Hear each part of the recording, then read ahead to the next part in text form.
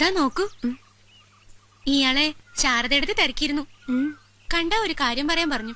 ആ ഡോക്ടറല്ലേ ചിറ്റെഴുത്തുകാരുടെ അവിടെ വാടാക്കി താമസിച്ചിരുന്ന അയാള് തിരിച്ചു വന്നു അത്രേ.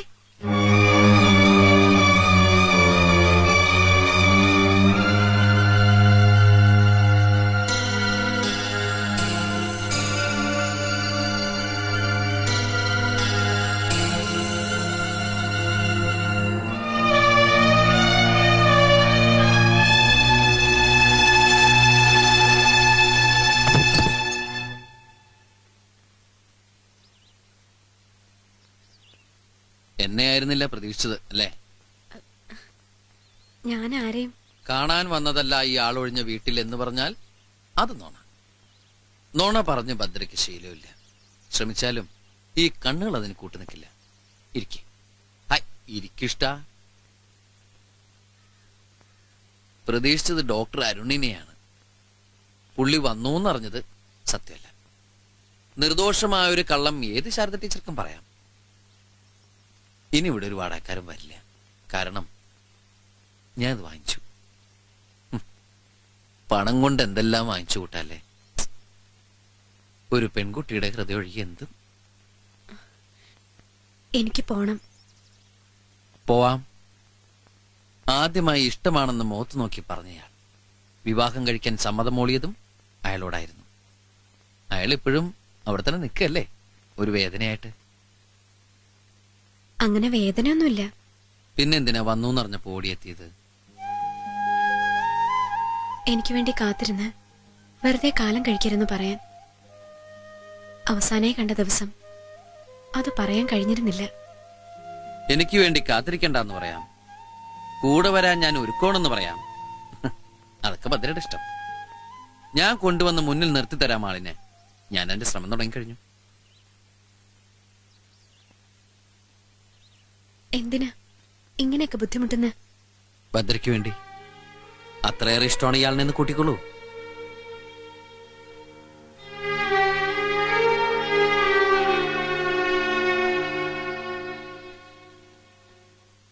മോളുടെ ഒരാളിന്റെ മനസ്സിന്റെ നന്മ, അതുകൊണ്ടാ ഈ കുടുംബം ഇവിടെ കഴിയണത്.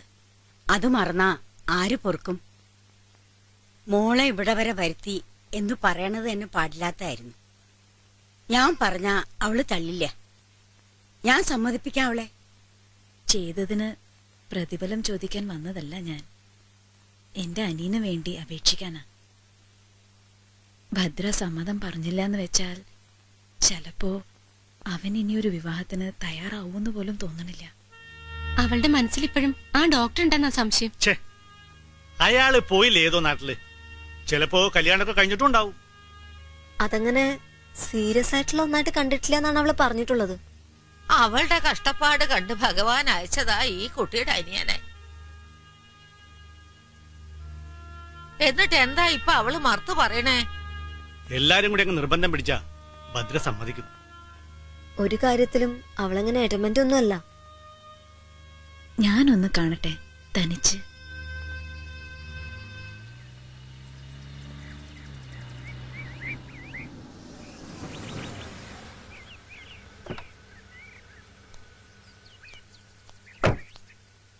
ഞാനെന്താ? ശരി, വാസും കൂടിയൊക്കെ ഒന്ന് പറയണം ഭദ്രയോട്.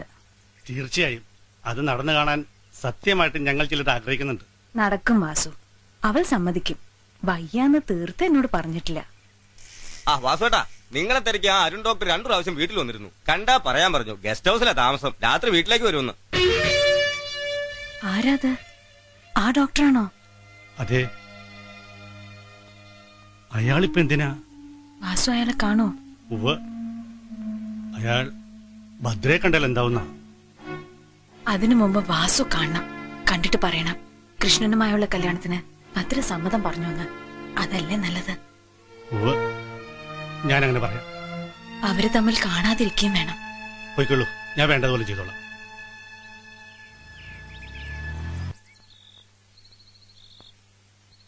പോയ ശേഷം സാറിന്റെ വിവരമൊന്നും കാണാതായപ്പോ ഈ നാട് മറന്നു കരുതി. വിളിച്ചിരുന്നു പലവട്ടം, ഭദ്രയെ ഒരിക്കൽ പോലും കിട്ടിയില്ല. ഇതിപ്പോ നല്ല ദിവസമാണ് സാറിന്റെ വരവ്. ഭദ്രയുടെ വിവാഹം ഏതാണ്ട് ഉറച്ചു. മലർന്നു കിടന്ന് നോക്കിയാൽ കാണാൻ കഴിയാത്ത ഉയരത്തിൽ നിന്നൊരു ബന്ധം. അതും ആ പയ്യന്റെ ചേച്ചി വന്ന് കാല് പിടിക്കുകയായിരുന്നു. ഭദ്ര സമ്മതം പറഞ്ഞു. വീൽ ചെയറിന്മേൽ ജീവിക്കുന്ന ആ സ്ത്രീ വന്ന് അപേക്ഷിക്കുമ്പോൾ അവളെപ്പോലൊരു കുട്ടിക്ക് സമ്മതം പറയാതിരിക്കാൻ പറ്റുമോ? ആരായാലും എന്ത് ചെയ്യുന്നു? അയ്യോ, കോടീശ്വരൻ. ഒരു 100 കൂട്ടം ബിസിനസ് ഉണ്ട്. അച്ഛന്റെ മരണശേഷം അയാളുടെ കയ്യിലേക്ക് കിട്ടിയത് കൂടുന്നതേ ഉള്ളൂ ദിവസം കഴിയും തോറും. മഹാഭാഗ്യമല്ലേ കുട്ടിയുടെ മഹാഭാഗ്യം. അവളിനി രാജകുമാരിയായിട്ട് കഴിയും. ഇറങ്ങുക. പോണം. ഭദ്രയെ കണ്ട് ഒരു കൺഗ്രാറ്റ്സ് പറയണമെന്നുണ്ടായിരുന്നു. അത് വേണ്ട സർ.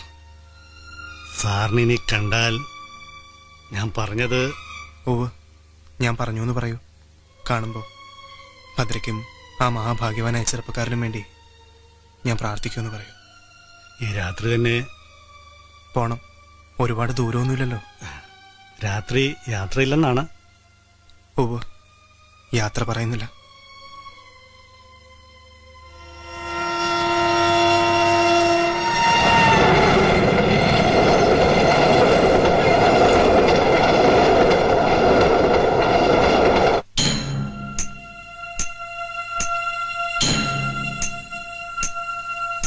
മോളെ,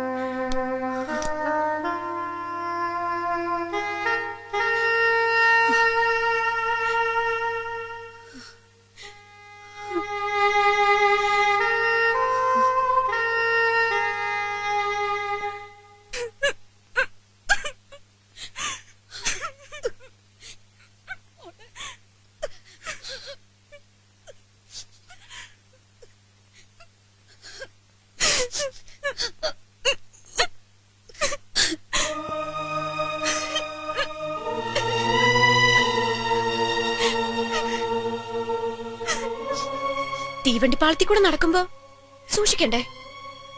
നല്ലോണം സൂക്ഷിക്കണം. വേറെ വാഹനം പോലെയൊന്നുമല്ല.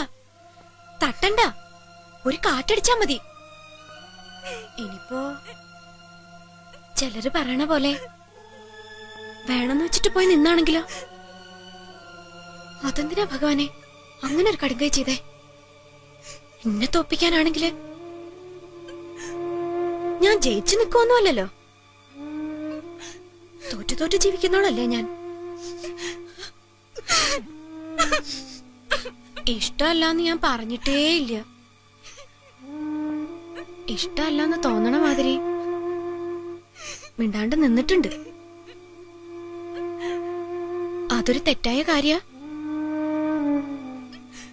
അല്ലെങ്കിൽ തന്നെ എന്നെ കിട്ടിയില്ലാന്ന് വെച്ച് പ്രാണനൊടുക്കുക? അതിനു മാത്രം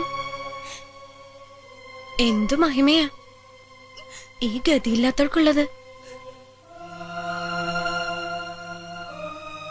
ആ വന്നോ? ഇങ്ങ് വരാ വരാ.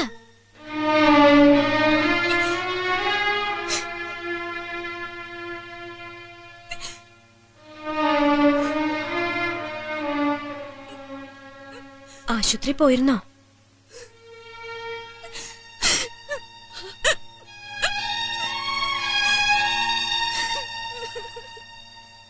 കണ്ടോ? മുഖമൊക്കെ മാറിയിരിക്കണോ? ഈ കണ്ണട മുഖത്തില്ല. ആ മാറ്റം ഉണ്ടാവും. എന്താണ് സത്യമെന്ന് മനസ്സിലായോ? അപകടം പറ്റിയതോ ജീവൻ ഒടുക്കിയതോ? ഭദ്രേ,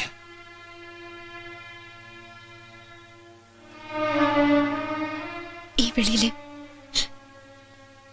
ഈ നിറയണ കണ്ണില് എനിക്ക് കാണാൻ ഉത്തരം.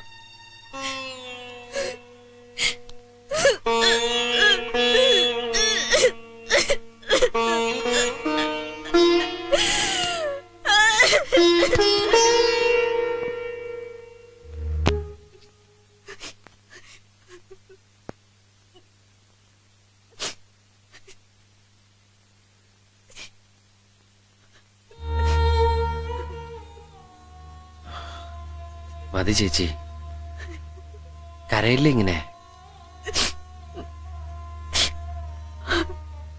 കരഞ്ഞിട്ട് ഫലമൊന്നുമില്ലെന്നറിയാം. എന്നാലും കരണില്ല, എന്നെ കൊണ്ട് കഴിയും.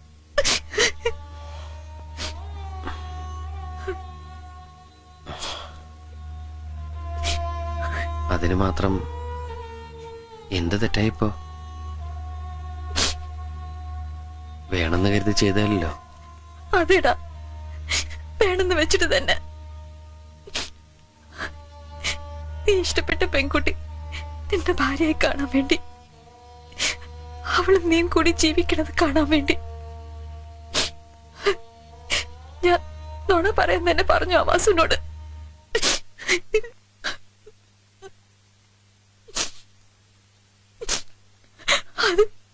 അത് കേട്ടത് കൊണ്ടല്ല ആ ഡോക്ടർ ഇങ്ങനെ ഒരു കടുങ്കൈ ചെയ്തത്.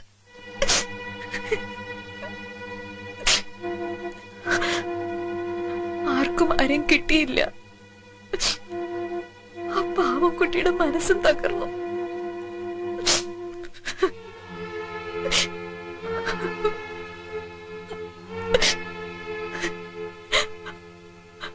ഒരു ദൈവങ്ങളും ഓർക്കില്ല എന്നോട്. ചേച്ചിയെ കൊണ്ട് അങ്ങനെ പറയിച്ചതും അയാളെ കൊണ്ട് അങ്ങനെ ചെയ്യിച്ചതും എല്ലാം ഈ ദൈവങ്ങൾ തന്നെയാണെന്ന് വിശ്വസിക്കേ.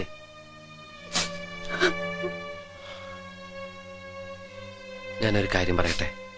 പറ. എന്റെ മനസ്സിന് അല്പം ശാന്തി കിട്ടാൻ വേണ്ടി പറ. അതെ, നമുക്ക് ഭദ്രയെ പോയി കാണണം. അവളെ രക്ഷിക്കാൻ നമുക്ക് ചിലത് ചെയ്യാനാവും. നമ്മളത് ചെയ്യാൻ പോവാ. വേണണ്ട. ആ, അപ്പൊ ആ കണ്ണീരോടൊക്കെ എന്നിട്ടൊന്ന് ഉറങ്ങാൻ നോക്ക്.